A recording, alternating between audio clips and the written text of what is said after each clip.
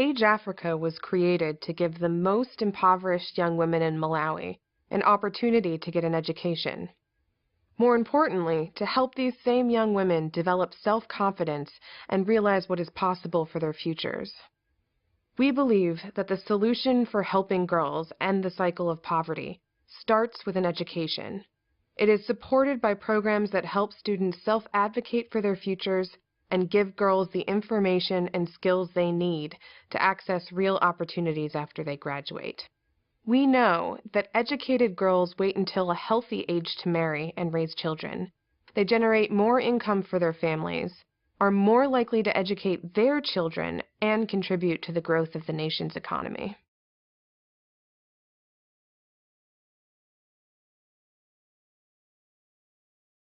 Our goal is to help young women in Malawi finish high school and have the skills, information, and self-confidence they need to make informed decisions about their futures. Approximately 90% of Age Africa students will graduate from high school, compared to less than 7% of girls nationwide.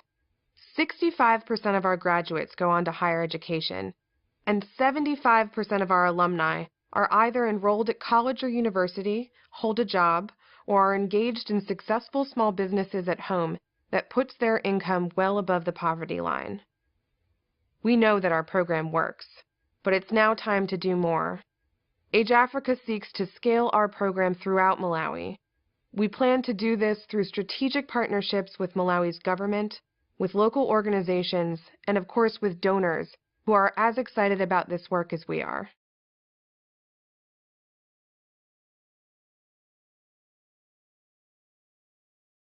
Age Africa has a holistic and wraparound approach. We couple financial support with an after-school program that we know is working to change lives in Malawi. Chats, Creating Healthy Approaches to Success, is the product of more than 7 years of our learning and growth. This curriculum is organized as a series of informal conversations among peers, or chats, that tackle tough but critical subjects like forced marriage. Chats is written primarily by Malawian women for Malawian girls and is infused with a youth-led component that makes this curriculum unique in Malawi. One of the most successful and important pieces of this program is that it is co-facilitated by our students. Girls delve into critical life skills topics, learn and role-play self-advocacy, become group facilitators and peer mentors, while they are exposed to new professions, business skills, and meet women role models that are essential for their success in school and beyond.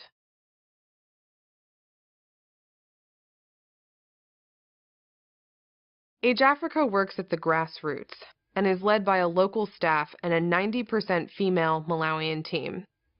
We hold strong local relationships with partner schools, government stakeholders, and peer organizations. Local leadership allows our programs to be more effective and able to produce excellent outcomes. As a small organization, we are dynamic, flexible, and able to innovate. But most importantly, we are able to learn. From the beginning, we have used our mistakes as growth opportunities, and they have only strengthened our programs.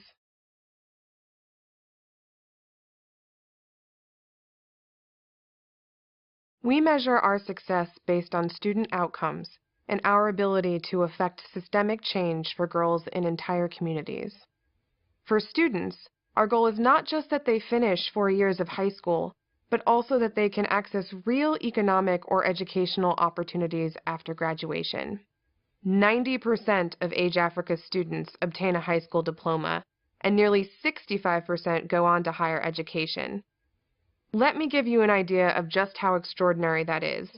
Nationwide in Malawi, less than 1% of girls matriculate to university. To document our impact, in 2013, Age Africa implemented an organization-wide monitoring and evaluation strategy that allows us to collect detailed and nuanced data on students' learning, retention in school, and psychosocial competencies over multiple years.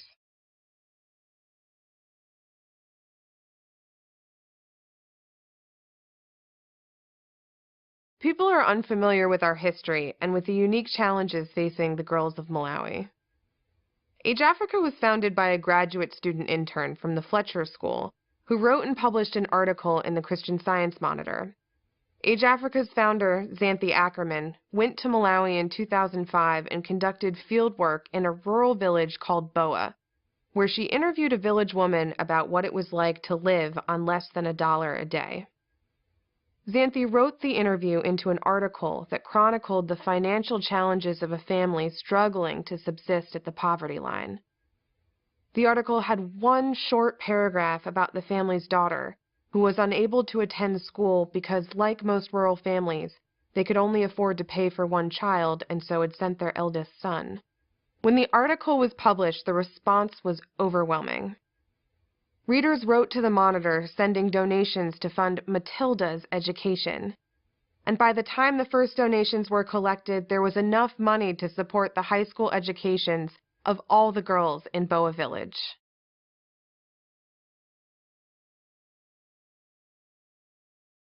Between 2010 and 2012, Age Africa achieved 500% growth of its scholarship fund, from 22 to 120 scholarships at 7 public high schools in Malawi, and we were able to do this without losing quality outcomes for our students.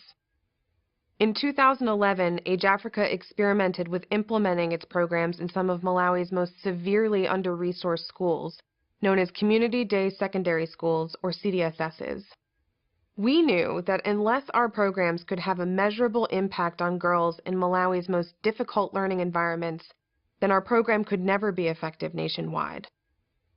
CDSS schools typically do not have electricity or running water. They rarely have enough desks and chairs for all their students and operate with up to 150 students in one classroom. The majority of Malawi students attend schools in this environment. We are pleased to announce that our early results indicate that Age Africa scholars at CDSS schools are 2 times more likely to graduate than their peers and are 3 times more likely to go on to higher education. What's more, in some villages where there are no women holding high school diplomas, Age Africa's program will graduate as many as 40 young women in less than 4 years, effectively changing the paradigm of what is seen as possible for girls in those communities forever.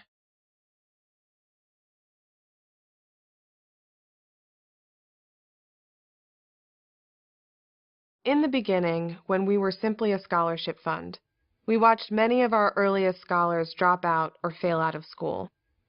This helped us to understand that rural and impoverished Malawian girls require much more than a scholarship to make it to the academic finish line. This initial failure is what led us to find out what girls really need to succeed. It has pushed us to build a better program and be a better and more self-reflective organization. This has become the cornerstone of our current success.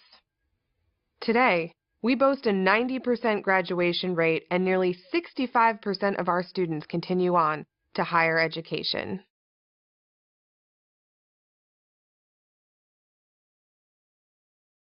Age Africa is poised and ready for scale in Malawi, and with additional resources we could realize that goal. Our current program model has demonstrated outcomes in multiple school environments and boasts a curriculum that can impact girls' retention and achievement in public schools nationwide. We are currently seeking partners who are as excited as we are about testing our curriculum in a much larger forum. Our relationships with governmental and non-governmental actors in Malawi are strong, and we believe that we have a unique opportunity to influence national and educational policy with the right investments and partnerships.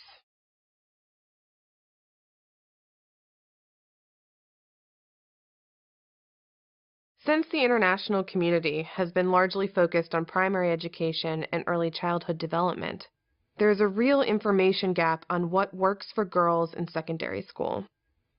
Age Africa has the opportunity to be a leader in this space for what works for girls in Malawi. We would love the opportunity to test our curriculum at the national level. Additionally, there is little evidence showing how soft skills like self-advocacy and leadership development directly and measurably contribute to girls' outcomes. Age Africa tracks girls' progress for multiple years after graduation and includes indicators designed to measure self-confidence and leadership capacity.